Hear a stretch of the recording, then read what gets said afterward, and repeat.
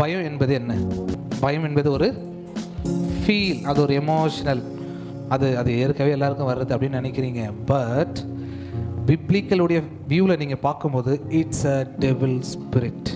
ராஜ்யத்திற்காகவோ இல்லை ஏதோ ஒரு ப்ராஃபஸியோ வாட் எவர் உங்கள் லைஃப்பில் கர்த்தர் ஒரு ஸ்டெப் எடுத்து வைக்கிறேன்னு சொல்லி வரும்போது அவன் யூஸ் பண்ணுற மெத்தட் என்ன தெரியுமா?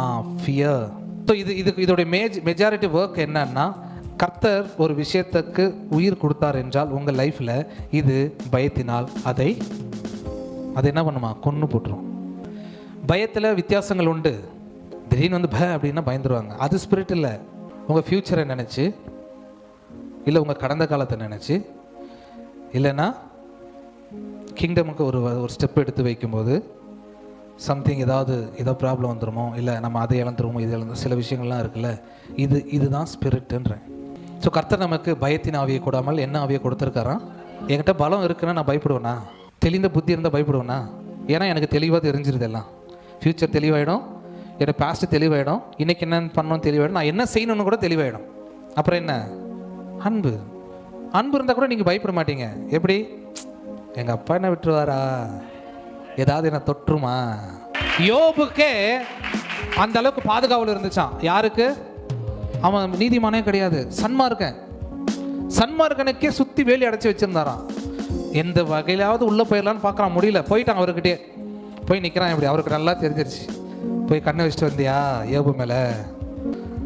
ஒரு சன்மார்க்கனுக்கு இந்த அளவுக்கு கர்த்தர் ஒரு ப்ரொடெக்ஷனை கொடுக்க முடியும்னா, முரட்டுத்தனமான அன்பு வைத்து என் மேலே தன்னுடைய குமாரனை கொடுத்துருக்கிறார் என்றால்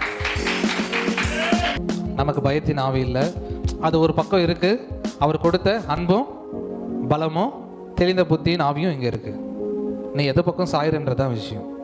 நான் இந்த பக்கம் சாஞ்சிட்டேன், சூழ்நிலையை பார்த்து இந்த பக்கம் சாஞ்சிட்டேன்னா அது ஆக்டிவ் ஆகிடும். நான் இந்த பக்கம் சாயிறேன்னா இது ஆக்டிவ் ஆகிடும். அப்போ பயத்துக்கு அங்கே இடமே. இந்த 3ல் 1 இருந்தால் கூட போதும். ஆனால் இவர் 3ம் நான் கொடுத்துருக்கேன்றார். ஒரே ஆவியில் 3 விதமான செயல்பாடுகள் உண்டு. 1 பலம், அன்பு, தெளிந்த புத்தி. அப்போ ஈஸியாக ஜெயிச்சிடலாம். பயம் மேட்ரே கிடையாது. நீங்கள் இதுக்கு எதிர்த்து நிற்கும்போது இந்த பலமும் அன்பும் தெளிந்த புத்தியில் ஆவி உங்களுக்கு என்ன செய்யணும்னு சொல்லி கொடுக்கும். இப்போ ஒரு விஷயம் உங்களுக்கு வந்து பயந்துட்டே இருக்கீங்க, செய்யாமே இருக்கீங்க, டக்குன்னு ஒரு நாள் இறங்கி செஞ்சுட்டீங்க, என்ன கான்சிக்வன்சஸ் வரும் அப்படின்னு யோசிப்பீங்கல்ல. அப்போது இந்த ஆவி உங்களுக்கு ஐடியாஸை கொடுக்கும், உங்களை லீட் பண்ணும். அந்த ப்ராப்ளத்தை எப்படி சால்வ் பண்ணுறது, ப்ராப்ளமே வராமல் கூட தடுத்துரும் அதுன்றேன். ஸோ நமக்கு என்ன ஆவியை கொடுத்துருக்காரா? பலம், அன்பு, தெளிந்த புத்தி.